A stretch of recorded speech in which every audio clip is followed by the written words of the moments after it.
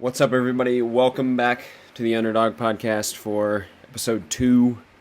Taking a look at the AFC North. Probably the second best division in football behind the NFC West. But this division is loaded. It is stupid how loaded this division is. So let's get right into it.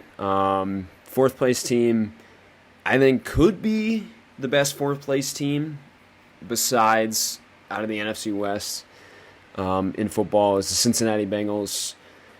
The Bengals. Where do I start with the Bengals? Their decision-making in the front office has been questionable, to say the least. Starting with the draft, them not going with Penei Sewell was interesting. I think part of it was Burrow lobbied for Jamar Chase, which, why wouldn't you? Because you play with him at college, you broke records with him, won a national title. I probably would have too, but I think the smarter pick would have been going with Sewell, but we'll see how it works out. I mean, Chase obviously has struggled a lot in preseason with drops, but I think he's going to be fine once the regular season comes. So starting with Joe Burrow, everybody is on the Justin Herbert train. Every single person, every analyst, everybody's on the Justin Herbert train. And so be it, because Justin Herbert had an absolutely incredible rookie season. But I think that Joe Burrow is a better player than Justin Herbert. And it's not, I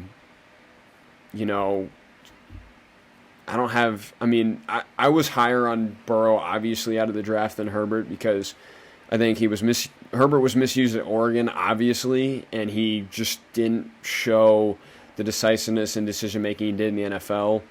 But I think from the way you watch Joe Burrow, he's just so intelligent. He's already doing veteran things, whether it's, set in protection, going through his reads, even just, making plays with his feet, stepping up in the pocket with the worst offensive line in the league last year. I think if it weren't for Joe Burrow, they probably would have went 0-16, or I guess 1-15, because they beat Pittsburgh with Finley or Brandon Allen, whoever started, on Monday night. So they probably would have went 1-15 without Joe Burrow. Joe Burrow is Tom Brady from the waist up. So he's got the whole, mental side of the game of Brady, and just, he's kind of similar in arm strength and accuracy. And then he's Aaron Rodgers from the waist below, meaning he can extend plays and find ways to, get out of the pocket and look for an open receiver and make a play. And then behind him you have Brandon Allen, veteran quarterback from Arkansas. It just kind of whatever, I guess. Then you got Mixon. I think Mixon's really been robbed, especially the last 2 years, with poor offensive lines of really just, being one of those, running backs that are talked about in the top 10, the top 5. He really has all the tools. He's a very good, he has very good vision for a back. He hits that hole hard, and he has home run speed. It's just he hasn't been getting those holes with the offensive line that Cincinnati has put on the field. So they have improved it, but how much has it improved really is the question. And then behind him, you have a big bruiser in Samaje Perine, who I'm not very high on. He had his moments last year with Mixon hurt, but he's just not really... he's fine, but he's not, special or anything. And then Chris Evans, the rookie from Michigan, who I think will probably, by the end, pass Perine on the depth chart and get more looks because he's more fitted for kind of the modern NFL. He can catch the ball. He can run inside and outside. He can do just about everything. And Perine's just mainly like an inside rushing bruiser. And then you go to the receivers. And I think you potentially have 3,000-yard receivers on this team if they all stay healthy and Zach Taylor figures out how to use all of them correctly. So you start with Jamar Chase, who's going to be their X receiver, who's going to be their primary outside guy. He's just a stud.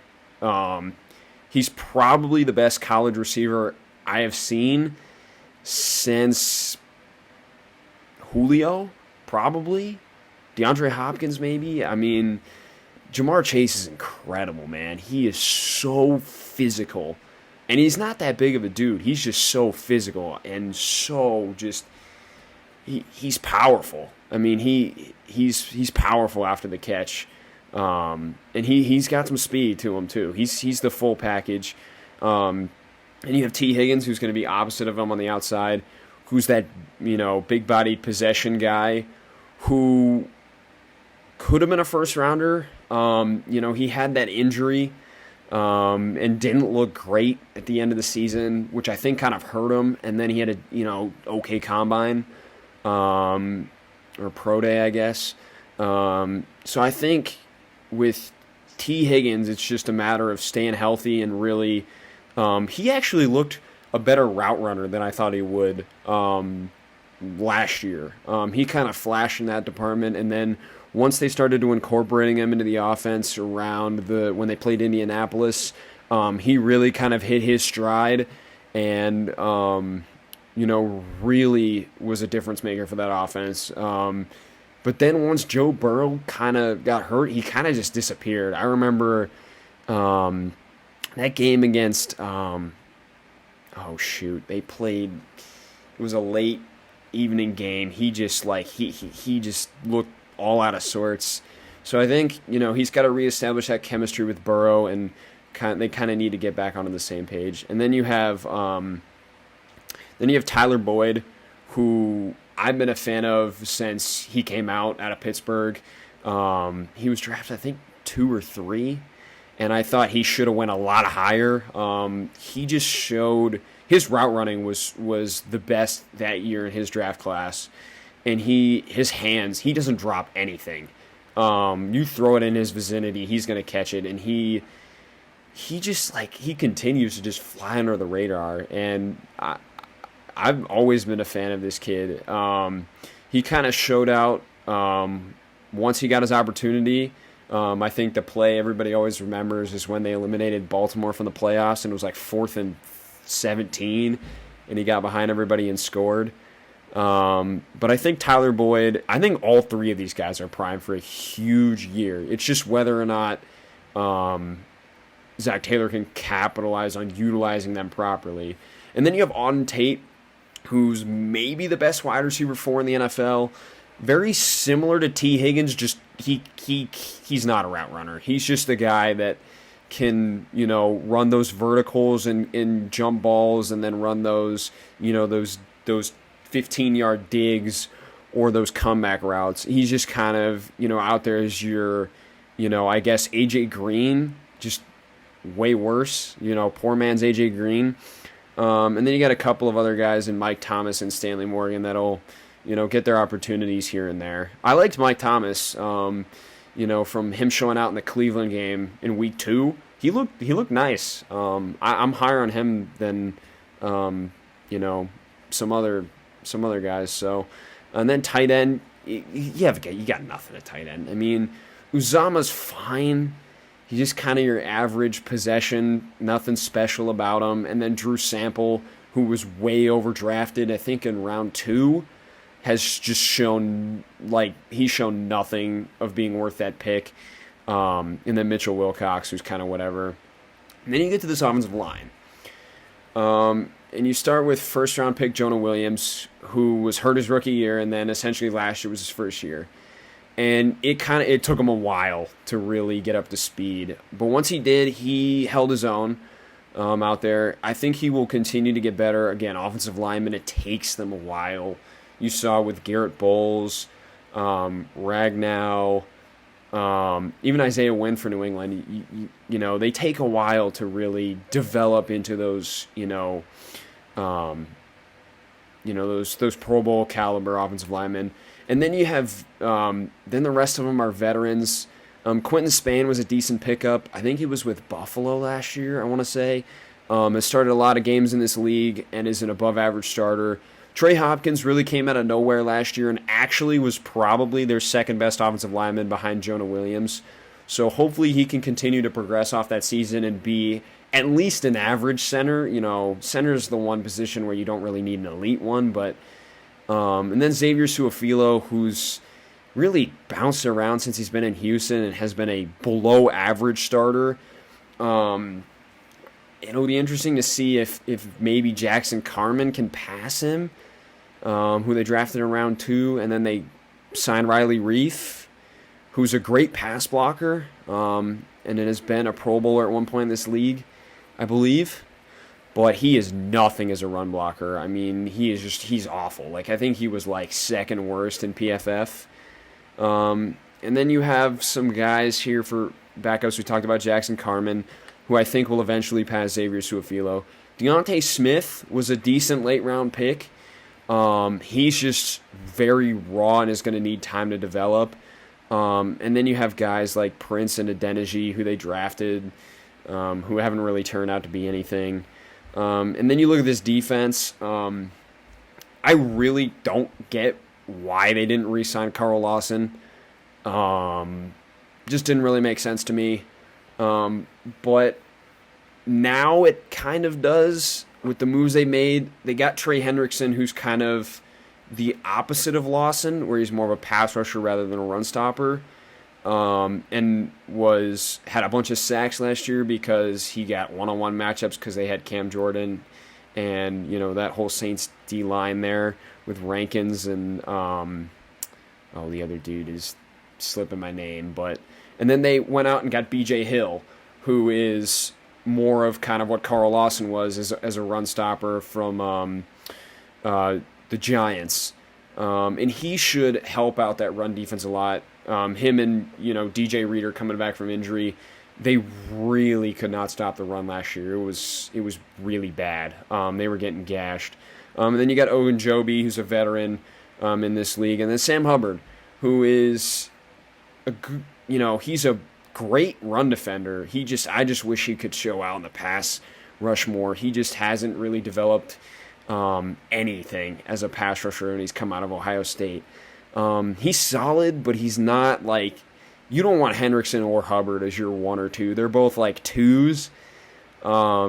So they really are going to have Hendrickson be a home run to really get that pass rush that they want. And then you have Cam Sample as a third guy who may be the highest floor edge rusher in this draft. He was just owning dudes at the Senior Bowl, and they were top tier tackles in the draft. I mean, he has incredible bend off the edge and has a first step similar to Von Miller in that he flies off the ball once it is snapped. It's just he's going to need to develop counter moves, which is a lot of, what younger rushers do. But he has more than most. He just needs to be able to transfer his speed to power or power to speed, like Von Miller does. I mean, but, he's definitely a name to watch out for, Bengals fans. Not necessarily, I don't know if he'll contribute right away, like week 1 right away. It might take about a month into the season. And then Osai, who's going to be on IR for the rest of the year, which kind of sucks because he really needed this year to develop because he's only been playing edge for a year. So we'll see how he does coming back from injury. And then their linebackers were, I don't know how to put this. We'll go underwhelming. Akeem Davis-Gaither's more of that safety linebacker hybrid.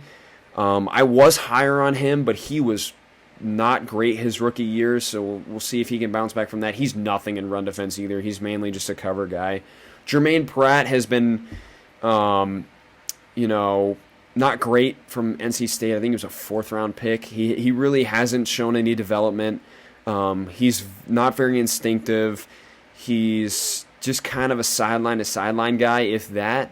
Logan Wilson had a decent rookie year.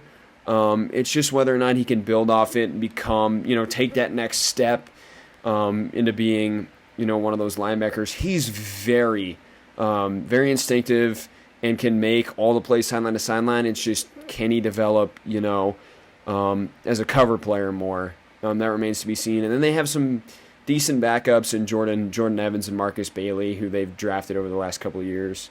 And then looking at their secondary, you've got Chidobe Awuzie, who they brought in from Dallas, who's a decent corner one. Obviously it's a downgrade from Michael Jackson, right? William Jackson. Downgrade from William Jackson, who's in Washington now. But I think Awuzie can be, a decent starter on the outside. He's going to struggle against bigger guys because he's not super physical. He needs to make more plays on the ball too. He kind of lacked doing that when he was in Dallas. And then you have Trey Waynes, who you get back from injury, who's a veteran in this league, and he's kind of your typical man cover corner. He's gonna get burned, and he's gonna get burned sometimes, and he's gonna jump and make picks sometimes. It's kind of, there's no in between. He's either gonna make a play on the ball or he's gonna get burned. He's very aggressive, has been since he's came into the league, and he kind of hasn't really lived up to that first round billing, but he's definitely a starting caliber corner in this league. And then they brought in Mike Hilton, which I thought was a very smart move. He's been an underrated slot corner for, a while now in Pittsburgh, and definitely elevates that position from what it was last year. In Darius Phillips, who's a decent player, but I wouldn't really want him starting. He's kind of a mix of both an outside and inside corner. So there's versatility there. Just Cincinnati really hasn't found out a way to use him properly. I honestly think he would be better at like a safety, and then bringing him down to play nickel, kind of using him as like a third safety, or I guess fourth, because they have 3 good ones already. And then you have Eli Apple, who's a former first-round pick of the New York Giants that has really had more trouble with coaching staffs and off-the-field issues than anything else. But I think it's solid depth to bring him in here, at least give him a shot. I mean, he can't be any worse than some of the guys they put out there last year. But I think that, we'll see if Eli Apple can make a career resurgence with Cincinnati. And then you go to the safeties. Von Bell, who I thought was a good pickup last year and played really well, actually, at that strong safety position. He's definitely, kind of a third linebacker out there on the field. He's not great in coverage. That's definitely his biggest struggle point, but he is definitely a point of attack safety that, is great on rundowns because he can come down and make plays in the run, and he's not afraid to come up and hit somebody, that's for sure. I think he was the guy that clocked Juju last year on Monday Night Football, if I'm not mistaken. And then you bring in Ricardo Allen, who's kind of that more cover safety at strong, so that you can rotate him in there in dime or nickel or obvious passing downs to kind of replace, Von Bell's weakness. And he's himself, a solid tackler, and a above average run defender for a safety. And then you have maybe the most underrated player in all of pro football in Jesse Bates. Like, the fact that this man was rated below Quandre Diggs on the NFL Top 100 list is just absurd. Jesse Bates is the best pure free safety in football. He is. His range is stupid, man. And you have to be you have to ball out on a bad team to get All-Pro, and he was second-team All-Pro. I mean, can we give this man the respect he deserves? And if Cincinnati does not pay this man, I will stand out in front of Cincinnati Stadium with a sign that says, "Fire Mike Brown," even though he's the owner of the team. Like fire Mike Brown, fire the GM, fire everybody. I mean, Cincinnati, fire everybody. You're the fans. You can fire the owner. Not really, but like stand outside and riot if they don't pay this man because he deserves to be paid. He's been the best player on their. He was the best player on their team last year, and he's been the best player on their team for the last 2 years, and it's not even close. Just pay him. It's I don't know. Mike Brown's cheap, man. He's cheap. What can I say? He's been that way ever since he's been the owner of the team. In terms of their schedule, it's not too tough, but they do play. They do play some juggernauts, man. They got to go on the road to Pittsburgh and Chicago early, and those are both great defenses, and their great pass rush and their offensive line's not great. And they get San Francisco later, and they have to go to Denver, which is another tough place to play. But they do get a lot of, their easier games or their harder games at home later in the season. They have Kansas City, Baltimore, San Francisco, Los Angeles Chargers, and Pittsburgh again later in the season at home, so that's going to help them out. But I think they're probably about a 6-7 win team, but could definitely, if everything clicks, be like 9-10 and be looking at a playoff spot for sure. Third place team for me is Pittsburgh. Mainly because I don't know how Ben's going to play, and they have the worst offensive line in football, hands down. So looking at Ben, Ben was definitely not right last season, but he's gotten in shape. He's motivated. He wants to win a Super Bowl with his team, which I think is important. It's important that Ben wants to win a Super Bowl. He's motivated, and I think with his cast that he has, he's got weapons. It's just whether or not his offensive line can hold up.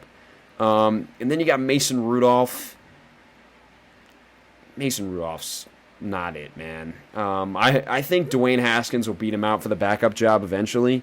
And maybe, because Dwayne Haskins looked really good in preseason. I'm not going to lie. He looked like he was, he looked remotivated and hungry. So it's going to be interesting to see what this team does going forward with quarterback. Because I think Ben has 2 years left on his deal. So it's whether or not he's going to play next year. And then if he doesn't, do they go to Haskins or do they go to the draft? And then you got running back. So you got Najee Harris in the first round. Everybody was dogging this pick for Pittsburgh. I'm like, Pittsburgh should have went with Najee Harris. There's very few times where it's okay to pick a running back in the first round, and you should have picked a running back in the first round if you were Pittsburgh, because you had nothing there. And Pittsburgh, going back to, even like the Jerome Bettis days, the Bell days, the Bettis days, they've always had, that Steeler football is pounding the rock. And they're going to pound the rock with Najee Harris. And I think Najee Harris has a chance. And Offensive Rookie of the Year, again, offensive line play, depends on that. But I think Najee was the right move for them in the first round. He's a better receiver than people give him credit for.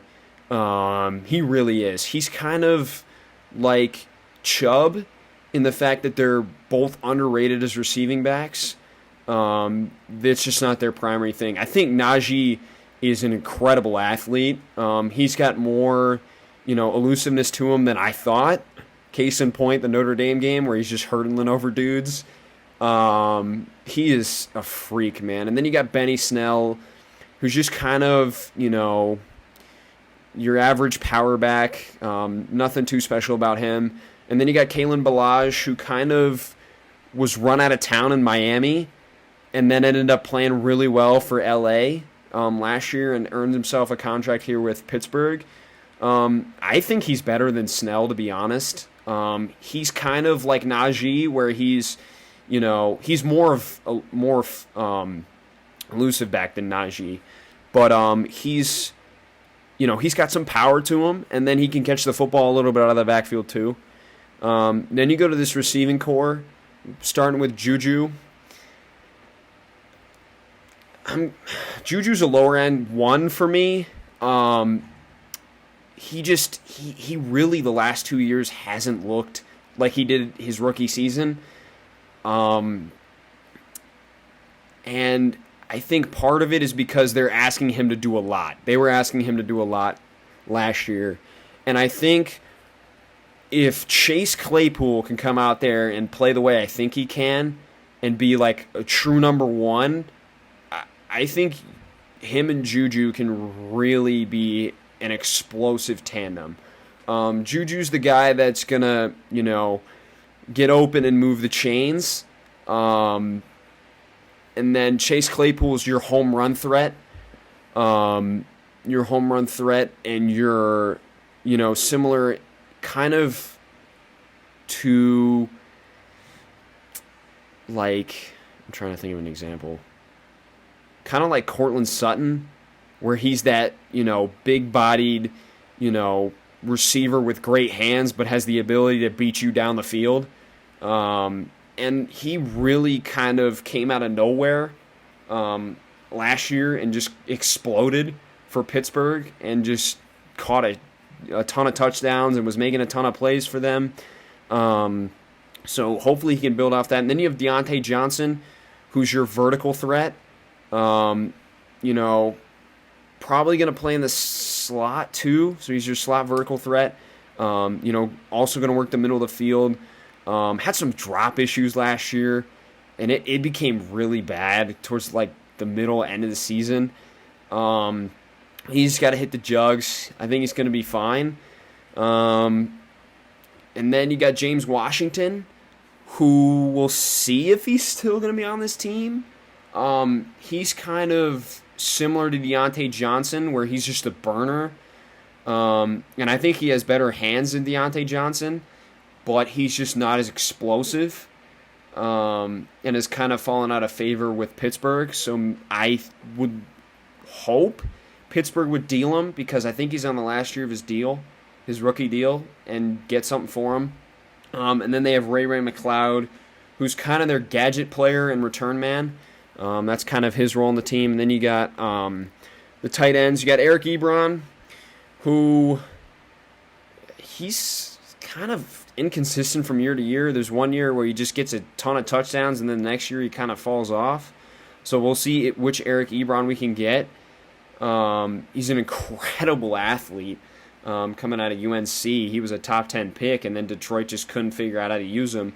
But the two tight ends will definitely be there with Freiermuth, who's also a great athlete, is definitely going to work that seam. He was a vertical threat at Penn State, similar to kind of what Gesicki was coming out.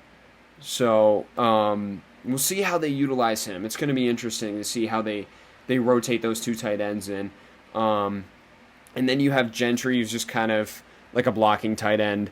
And then for your offensive line, really, your only relevant starter, in my opinion, I guess starters, is Kevin Dotson and Trey Turner. Dotson is an above-average starter.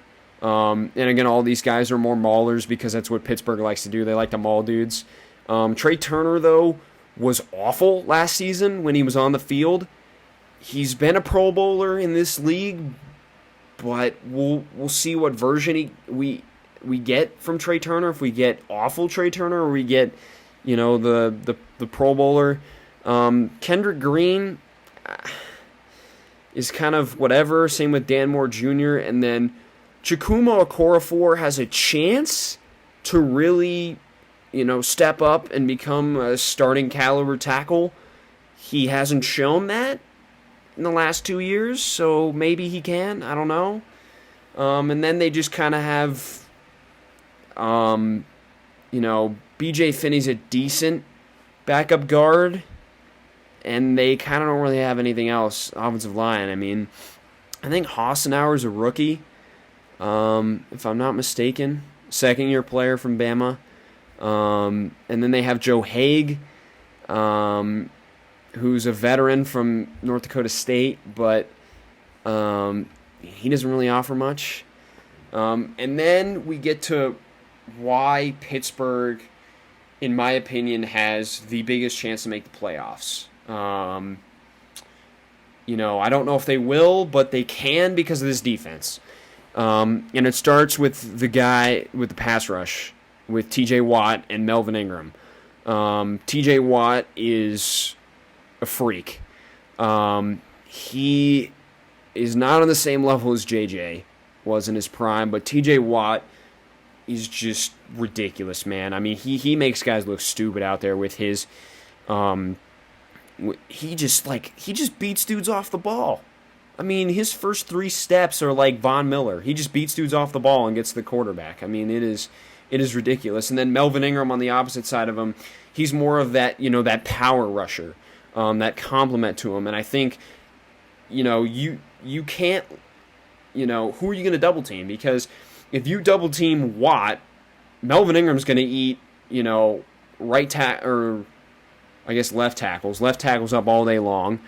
And then, if you double team Melvin Ingram, or even one of the two on the inside, and Cam Hayward and Stephon Tuitt, who's currently on IR, then you got Watt one-on-one, and he's going to beat the right tackle. So they really do have a great pass rush in T.J. Watt, Melvin Ingram, and then Highsmith behind them, who's coming from Charlotte, smaller school, definitely has a lot of upside. He just, needs to work on, refining his tools, refining his craft. And then also on the, defensive line, they've got Cam Hayward, who's a veteran in this league, is a, versatile, can defend the run, can get after the quarterback. He's been doing it for the last, 5, 6, 7 years. And then Tuitt, who I think is, very underrated. He's a better run defender than Cam Hayward, but Cam Hayward I think is a better pass rusher. But Tuitt, he just freaking, he bulldozes dudes in the run game. He's so fun to watch, man. Just doesn't get enough credit. And then they got Alualu, former first-round pick from Jacksonville, as their nose tackle to just eat space. And then they got Wormley, who's a decent starter, decent run defender. They got Buggs and Davis. And then they took Isaiah Loudermilk, who was just not... I didn't think he was a draftable prospect, in my opinion. We'll see how that works out, though. And then your traditional linebackers, you have Devin Bush, who's coming off that ACL injury. And Devin Bush is a stud. He'll get right back up to speed. And he's got Joe Schobert there now, who I've never been the biggest fan of. But he's a veteran in this league. He started a lot of games. He's been to the Pro Bowl. And then they have good depth behind them, and Robert Spillane, who kind of popped out of nowhere with the injury to Devin Bush. And really was a playmaker out there. He was a playmaker. He flashed a lot, and they have big names on this defense, and he was flashing last year. And then they have Ulysses Gilbert III, who's a former, I believe, 6th-round pick out of Akron, who I was higher on as well, as depth there. And then we get into the secondary, and it starts with Joe Hayden, who, believe it or not, I think it's over the last decade, has the most pass breakups of any corner, which I didn't expect that at all. So shout out to Joe Hayden, and he's that guy that just sticks with he's gonna line up against somebody and just stick with them the whole game, and he's gonna be by their side the whole game. Like he hardly ever gets beat. He's slowing down a little bit, because he's 32, 33. But he's a number one corner in this league. And he's definitely, he's got to step up even more now, because they lost they lost Mike Hilton. They lost some guys in that secondary. So, he's definitely going to have to step up, along with Cameron Sutton, who's the projected starter on the outside. He was kind of up and down last year, so we'll see if he can kind of solidify that job. And then they have Justin Lane, who I don't think is going to start in the slot anymore because they just traded for Ahkello Witherspoon, which was a smart move. Ahkello Witherspoon was really good last year in San Francisco, graded really high, and is familiar with his scheme. And then, so him and Justin Lane are probably going to, I assume Ahkello's going to win it, but Justin Lane will be that dime corner in the slot for Michigan State. And then they have James Pierre, who's another kind of slot-type corner down there. And then you get to the safeties. You have Minkah Fitzpatrick, who had a great first year with Pittsburgh, and then I think kind of took a step down last year. But I think we'll be right back in peak form. Minkah's legit, man. He's all over the field, and he can play outside corner if you need him to. He can play slot. He can play, one high. He can play two high. Damn it, he could play in the box if you need him to. He can play over the field. And then you have Terrell Edmunds. I never understood why he went in the first round. I was never a fan of that pick. He's just kind of an average strong safety. Can't cover at all. But he is very good against the run. But other than that, he doesn't really offer them much, in my opinion. And then they have Miles Killebrew and Trey Norwood, who are their backup safeties. So looking at Pittsburgh's schedule, they're probably like a 10 win team. They got to go to Buffalo to start off, which is tough. Then they get Vegas, Cincinnati, and then they got to go to Green Bay. But then they get Denver, Seattle at home, which is big because those two places to play on the road are tough. Then they get a bye-in at Cleveland, which is big. That you get that bye, and then you get to prepare for Cleveland. But I think their last 6 weeks are tough because you get Baltimore twice. You have to go on the road to Minnesota and Kansas City, and then you get Tennessee and Cleveland at home. That stretch of their schedule is going to determine whether or not they're a playoff team or not. But I think 10-11 wins for Pittsburgh. They might sneak into the playoffs. They might not. It just depends on, like I said, that last 5 weeks of the season, whether or not they can capitalize on that or not. Then this team, had it not been for a couple of bad breaks, would have been my division winner for the AFC North. But it's the Baltimore Ravens because of the injuries to J.K. Dobbins and Justice Hill, who were two solid running backs. But Lamar Jackson, people give him crap for being a running back, but Lamar is a special player, man. There's just nobody else in this league that can do what he does. Maybe Kyler, but even then, there's some things that Lamar does that Kyler just can't. I think the big thing for Lamar this year is he really has to elevate himself as a passer. He really needs to, and I think they have the weapons to do it, is he just needs to be more of a threat in the passing game. And he really needs to be decisive in his decision-making. I think a lot of times he's hesitating, and he's not trusting himself. I think he just needs to go out there and trust himself. And then, when something's, when the play breaks down, be Lamar Jackson, be who you are, and use your legs to, get the first down. And then they got Tyler Huntley, who was really good in preseason too.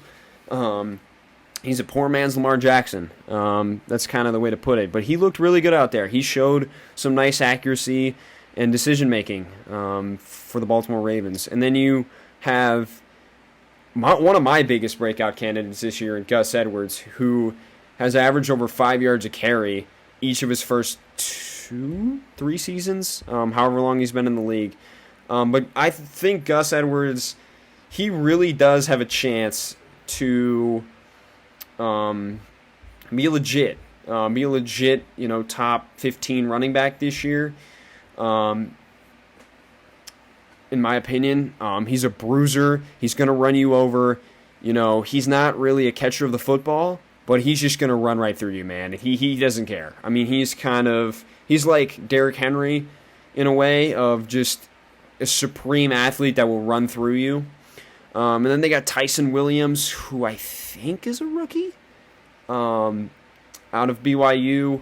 Don't really know much about him, but he's going to get more opportunities with the injuries to Justice Hill and J.K. Dobbins. And then you have Trenton Cannon, former Jets running back. Then you get into the receivers. You got Hollywood Brown, was a first-round pick. Didn't think he should have went there. It's interesting. I feel like he should play in the slot, but he doesn't. And I think they really need to use him more as just manufacture him touches, because he is special after the catch. If they can get him the ball in space, he can burn dudes. We just haven't really seen it. And he's got to stay healthy. That's the biggest question with him, too, is whether or not he can stay healthy. Speaking of health, Sammy Watkins is like the epitome of great receiver in college who can never stay healthy. Sammy Watkins was an elite prospect coming out of Clemson, and he just never lived up to the billing. He can never stay healthy. And honestly, I think Tylan Wallace is going to take a spot as that perimeter possession receiver that's running your comebacks, your goes, your digs, your drags. I think Tylan Wallace is going to pass him for that wide receiver too, because I don't think Sammy Watkins is going to stay healthy. And then you have Devin Duvernay, who was kind of their return man / slot last year, who is dynamic, man. This kid is dynamic. It'll be interesting to see how they use him for sure. But he's definitely going to be a dynamic player.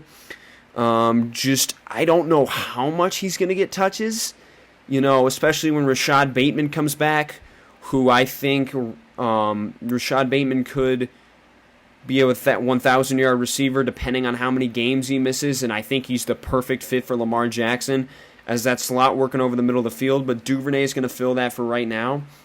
Then they also have James Prochet, who was another late-round pick out of SMU, kind of similar mold to Marquise Brown, of just that vertical, deep threat home run guy. Then they have Miles Boykin, who's also on IR, who's kind of similar to Tylan Wallace and Sammy Watkins. Then you have the tight ends. You have Mark Andrews, who just got his big payday at 4 years, $52.5 million, I believe. And he's one of the best tight ends in the league, top 5 for sure. Can block better than most and can catch the football. Has incredible hands. I think it was week 1 last year, that nice one-handed grab he had. Or maybe that was 2 years ago. But he had a down year last year, kind of got hurt with I think it was his foot or ankle, and never really got on pace. But I think Mark Andrews is definitely Lamar's primary target. Just being that guy that's always open, man. He is always open. And he's fun to watch. And then you have Nick Boyle, who's more of that kind of just mauler in the run game. And he was very good at the beginning of last year, too, as a receiver. Underrated receiver for sure. And then Eric Tomlinson, who's a blocker, as their third tight end. And then Josh Oliver, who I don't know how he's on a roster. He's an awful football player. And then relevant fullback alert, they got Patrick Ricard, who's one of the better fullbacks in the league. Then offensive line, Ronnie Stanley, absolute stud at left tackle. Don't even need to talk about him anymore because he's elite. And then they have Villanueva coming over from Pittsburgh, veteran starter in the league. Downgrade from Orlando Brown Jr., but I think he's a better pass blocker than Orlando Brown Jr. And they did upgrade this offensive line, which was probably their biggest weakness last year on offense. They got Kevin Zeitler coming over from the Giants, who's a better pass blocker, going to help Lamar there, and he's a decent run blocker. And then Bozeman, who takes over for Skura. We'll see how he does filling in there. And then Tyree Phillips. And then their backups are okay. Nothing special. They did pick up Juwan James. He's out for the season. But they did pick up Juwan James, who's sitting on IR right now. Then going to this defense, starting with the D-line, Calais Campbell, been doing it forever. Elite elite pass rusher. Obviously, not as good as he was, but he's a veteran. Him in Arizona was just a freak of nature. Then you got Brandon Williams holding down the middle as that nose tackle. Doesn't really offer anything as a pass rusher, but he's very good against the run.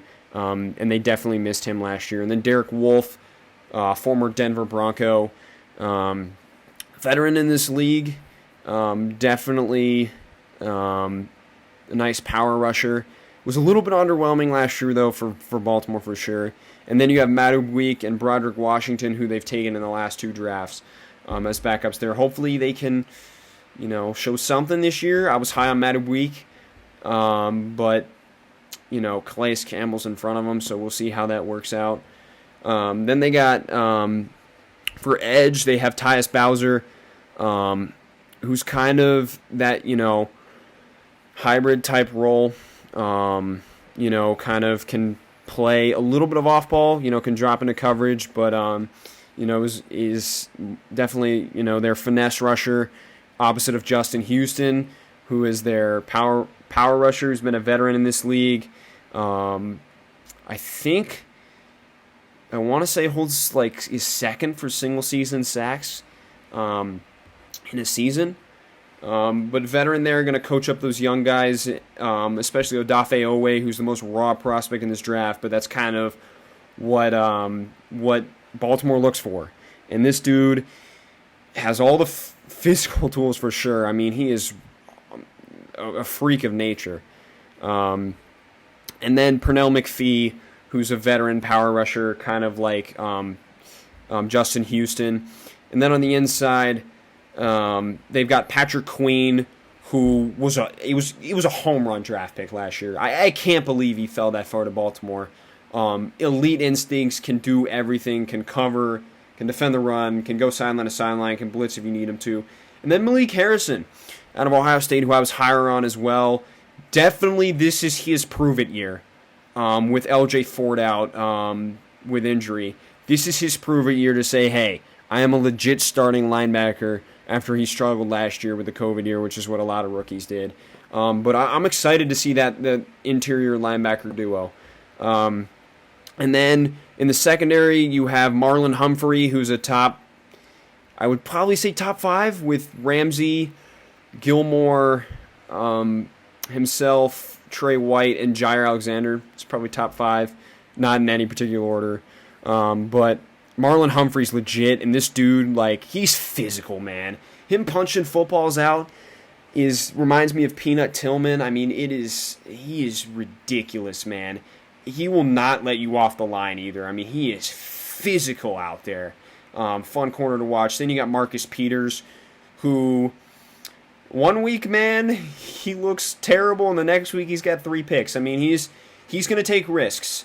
If he thinks he can jump the route and get the pick, he's going to jump the route and get the pick. That's why Marcus Peters is so fun to watch. Veteran corner, was defensive rookie of the year, has been a Pro Bowler, has been an All-Pro. We'll see what kind of version we get of Marcus Peters this year. And then you got Tavon Young, who's probably going to play in the slot and has to step up with them losing guys. If Jimmy Smith's ready to go, he'll probably play there. It just depends on whether or not he'll be ready to go. And Jimmy Smith's a veteran in this league, former first-round pick out of Utah. And then they have Anthony Averett and Chris Westry there as well. And then safeties, Deshaun Elliott and Chuck Clark, kind of whatever. Chuck Clark, a lot of people are higher on him, but I think he's an average safety at best. I really love Geno Stone behind them. I think at some point Geno Stone's going to take his job. I think Geno Stone has what it takes to be a top-tier safety in this league. Great instincts, great hands, has a nose for the football, can play nickel as well. And then for free safety, you have Brandon Stevens and Ardarius Washington from TCU. Was so sad not to see Ardarius Washington taken in the draft. It's just because of his size, man. And he didn't really have a great combine, but he's 5'8", 176. But, can his game translate to the NFL? That'll be interesting to see. And And then the Ravens' schedule, I think they'll be probably, an 11, 12 win team. Just depends, on, that offensive line. And how fast they can get some of their injured players back in Rashad Bateman, Miles Boykin, Jimmy Smith, some of those guys like that. But their end of their schedule is, it's kind of like Pittsburgh. In their last 7 or 8 games, they've got at Chicago, Cleveland twice, Pittsburgh twice, Green Bay, and Los Angeles. So it's really the final, half of the season is going to determine who's going to make the playoffs in the AFC North for sure. It's going to be a fun division to watch for sure, and who's going to come out on top. And then my number one team is the Cleveland Browns. I mean, this roster is just stacked, man. It's stacked. You look at quarterback, Baker Mayfield, who really came out and proved it last year that he was legit. And I think he's a borderline top 10 quarterback in this league. But I think Baker, sometimes he's a little inconsistent. Sometimes he goes out there and goes gunslinger and, goes Brett Favre on him and makes some dumb decisions. But I think Baker's a legit starting quarterback in this league, and I think Baker earned it last year for sure. After having a down second year, he earned it last year. And then Case Keenum, a veteran backup, might still hold the NCAA record for most passing yards in a season when he was at Houston. He started a lot of games in this league. He's won playoff games. So if Baker were to go down, they have a decent backup. Then this running back room, man. This running back room. Nick Chubb, the bruiser, the in-between the tackles guy, your prototypical running back. When you think about the position of running back, you think about guys like Nick Chubb, Dalvin Cook, Derrick Henry. I think Nick Chubb's borderline top 5. I think he just isn't as versatile as some of those other guys. I think he can catch the ball more than like Derrick Henry, but I don't think he can catch the ball as well as Dalvin Cook. But as a pure runner of the football, he is top 3 with Cook and Henry. Then you got Kareem Hunt, who's more of your kind of, he's complements Nick Chubb very well, as he's more of, he's more of that agile, elusive guy. Can catch the football out of the backfield. Made a lot of plays for Cleveland last year. And he's kind of, fallen back to the underrated after he's left Kansas City. But Kareem Hunt could start on over half the teams in this league. I mean, he is that good. Then Dearness Johnson, who's kind of, a poor man's Nick Chubb, in the sense that he's a power back, running in between the tackles. He was not bad, too, when Nick Chubb went down last year. So, and then, to top it all off, in the 6th round, you take Demetric Felton, who's James White-esque, and I think could be even better than James White. I mean, this dude flashes on tape. Can play receiver or running back. He is the definition of a scat back. I don't know how much he's going to play this year, obviously with those 3 guys ahead of him, but I cannot wait to see Demetric Felton on the field for that Cleveland Browns team. And then you go to receiver. You got Odell Beckham Jr. coming back. Are we going to see OBJ of old or the OBJ of recent? I really hope we see OBJ of old, because OBJ of old, back when he was on the Giants, was so much fun to watch, man. And he is so underrated now. It's just because we haven't seen him play. And once we see him play, I think it'll be fair to evaluate him and where he's going to be as a receiver. But I really hope Odell Beckham comes out there and tears it up, man. He's faster than people give him credit for. He's a great route runner. He's a home run threat. And he can just about beat anybody one-on-one. I mean, he's ridiculous. And then you have Jarvis Landry, who, if I'm being honest, Browns fans, he's overrated. He's a solid number 2. But everybody that wants to put him like top 15, top 20, I'm like, okay, let's slow your roll there. Jarvis, to me, has just always been overrated.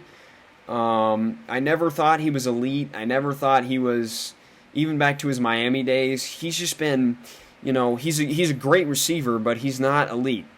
And everybody calling for him to, be, a number one. He's not.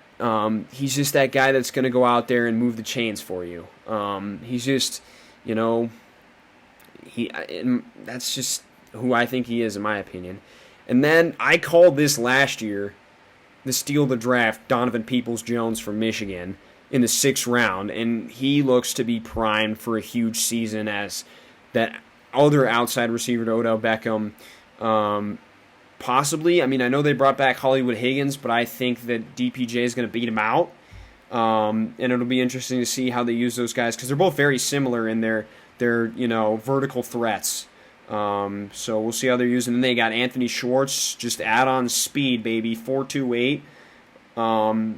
He's just going to go in there to run go balls. I mean, it's it's going to be like 3rd and 19, and you're going to see Anthony Schwartz out there just running a go ball, and Baker hitting him deep for like a 45-yard touchdown. And then you got their tight ends, which is a loaded position group for them. Austin Hooper, who's similar to Hunter Henry, that chain mover. Going to get you like 6 catches a game for 60 yards, and that's kind of what he is. Njoku, who's kind of, that incredible athlete, was in trade rumors last year. Don't know if he's going to get traded or not, but he's kind of more of that opposite, that vertical threat, that playmaker for them. And then Harrison Bryant is very similar to Austin Hooper, which I thought was another steal in the 4th round last year. For them, and then they have a relevant fullback in Andy Janovich, who's been in the league for a while. Then they have the best offensive line in football, in my opinion.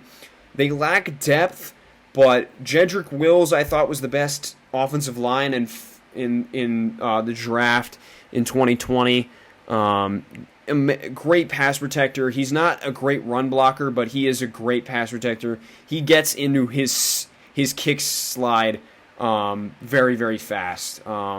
It is impressive how fast he gets back there for a big man.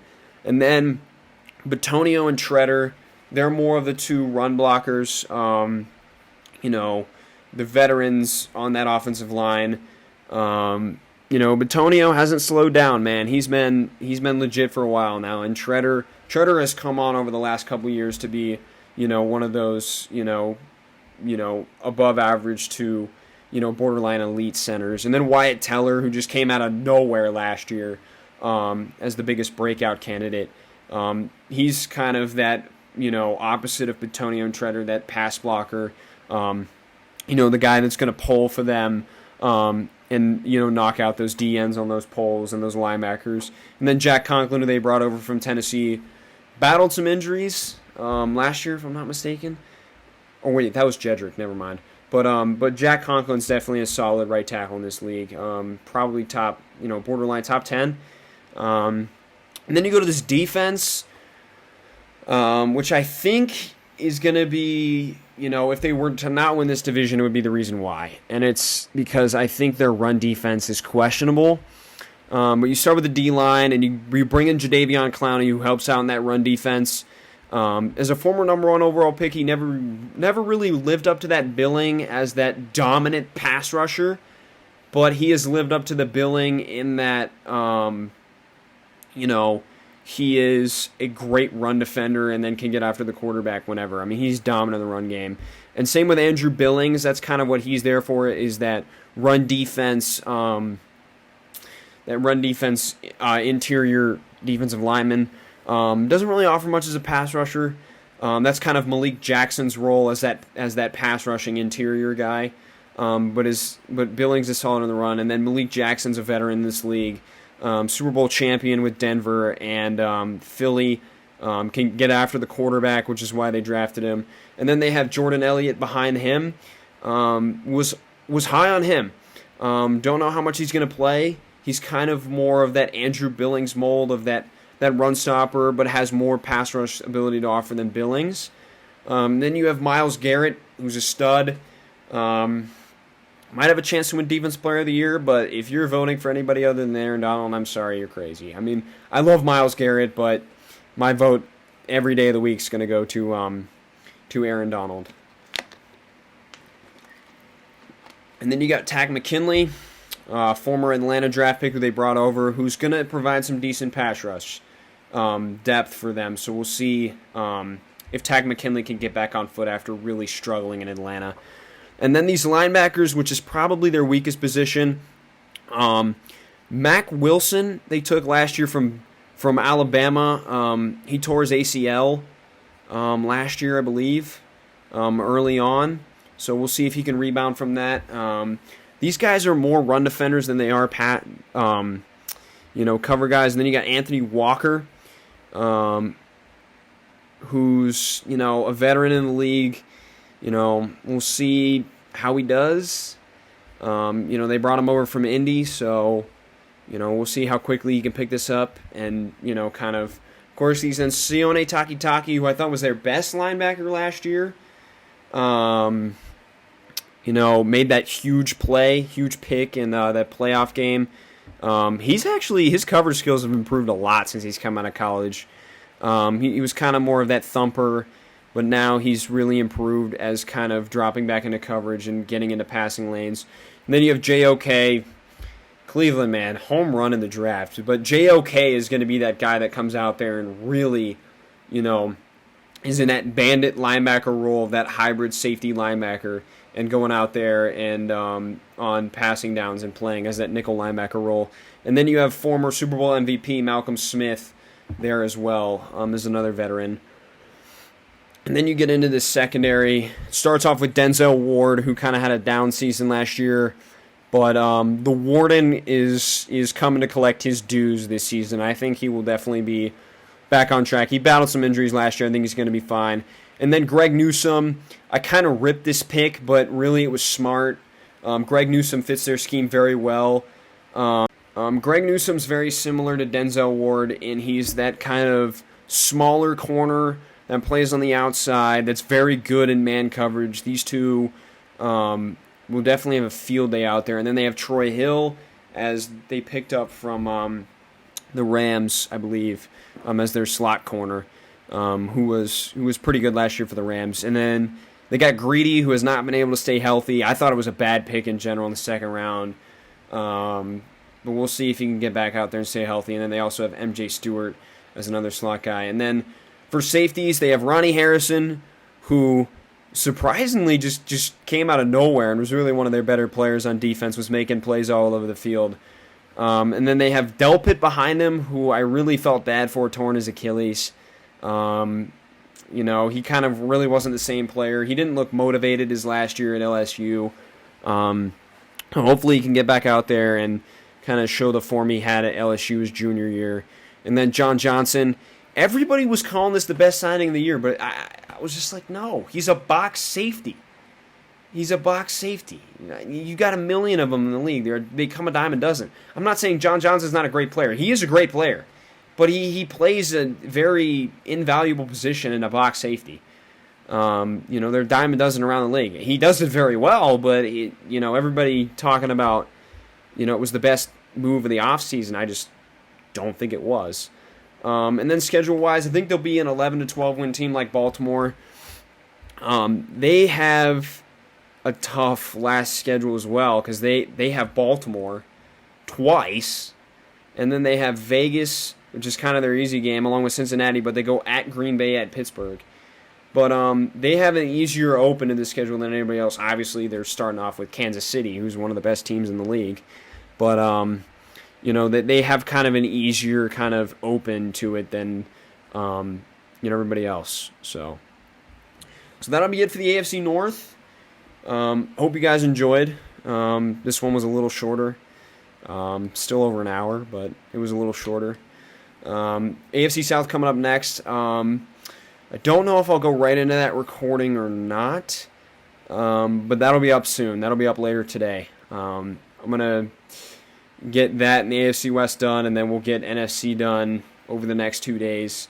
And I'll come out with breakouts and award predictions, like I said, and a full, breakdown of my, playoff picture. Obviously, the division leaders, but I'll, come up with a wild card as well. So thanks for watching, everybody. Leave a like if you liked the video, and I'll see you next time. Peace.